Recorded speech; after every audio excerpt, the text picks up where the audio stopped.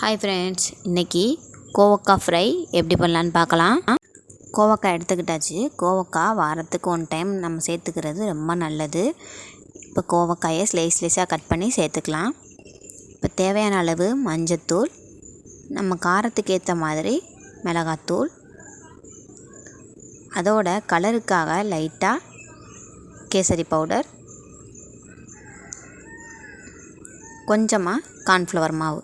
இப்போ எல்லா பக்கமும் ஸ்ப்ரெட் ஆகிற மாதிரி நல்லா மசாலா எல்லாம் சேர்கிற மாதிரி கலந்துக்கங்க. இப்போ தேவையான அளவு உப்பு சேர்த்து நல்லா கலந்துக்குவோம். அதுக்கு இப்போ ஒரு பேனில் எண்ணெய் ஊற்றி அடுப்பில் சேர்த்துக்கலாம். எண்ணெய் சூடானதும் நம்ம மிக்ஸ் பண்ணி வச்சுருக்க கோவக்காயை சேர்த்துக்குவோம். சிம்மில் வச்சு நம்ம நல்லா ஃப்ரை பண்ணோம்னா டேஸ்ட் நல்லாயிருக்கும். சின்ன குழந்தைங்களுக்கு இந்த மாதிரி ஃப்ரை பண்ணி கொடுத்தா சாப்பிடுவாங்க.